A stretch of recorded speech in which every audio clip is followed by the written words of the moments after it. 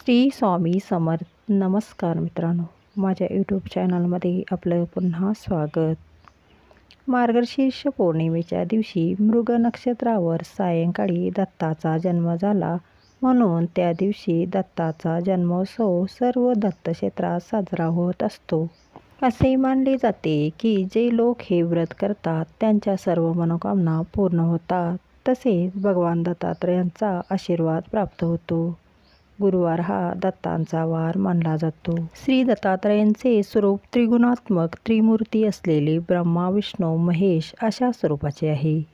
सत्व, रज आणि तम हे त्रिगुण, तसेच या गुणांचे प्रतीक म्हणजे त्रिमूर्ती दत्त होत. निर्मिती, पालन, संहार हे त्यांचे कार्य होय. देव आणि मुनिवर त्यांचे ध्यान करतात. दत्ताची उपासना 3 प्रकारे करता येते. गायत्री मंत्र वा गुरुमंत्राचे स्मरण, श्री गुरुचरित्र ग्रंथाचे पारायण सेवेतून ही उपासना होते. जाणून घेऊया दत्त जयंती कधी आहे ते. हिंदू कॅलेंडरनुसार मार्गशीर्ष महिन्याची पौर्णिमा शनिवारी 14 डिसेंबर 2024 रोजी दुपारी 4:58 सुरू होईल. तसेच रविवार 15 डिसेंबर 2024 रोजी दुपारी 2:31 संपेल. इतर कॅलेंडर पाहता यंदा दत्तात्रय जयंती 14 डिसेंबर रोजी साजरी होणार असून श्री स्वामी समर्थांच्या कॅलेंडरनुसार 15 डिसेंबर रोजी दत्त जयंती साजरी होणार आहे. उदय तिथीनुसार 15 डिसेंबर रोजी दत्त जयंती साजरी करावी असे सांगितले जाते. आता आपण पूजा कशी करावी ते जाणून घेऊ. प्रथम पूजास्थान स्वच्छ करून गंगाजल शिंपडावे.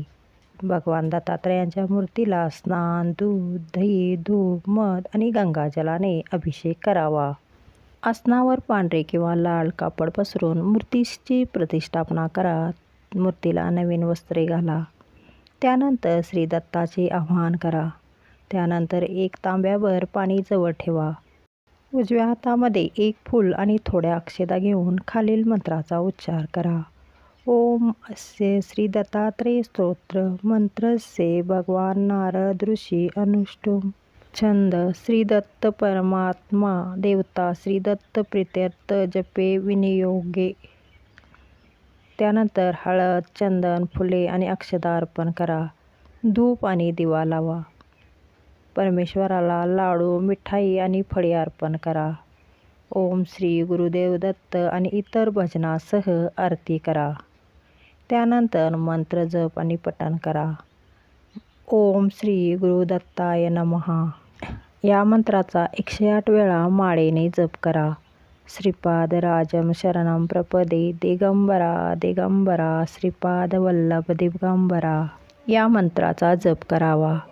प्रसादात हलवा, सुंठवडा, खीर यांचा समावेश करावा व सर्वांना प्रसाद वाटावा. अशा रीतीने दत्त जयंतीला दत्तात्रयांची पूजा करा. तुम्हाला पूर्ण पूजेचे फळ प्राप्त होईल. धन्यवाद. श्री स्वामी समर्थ.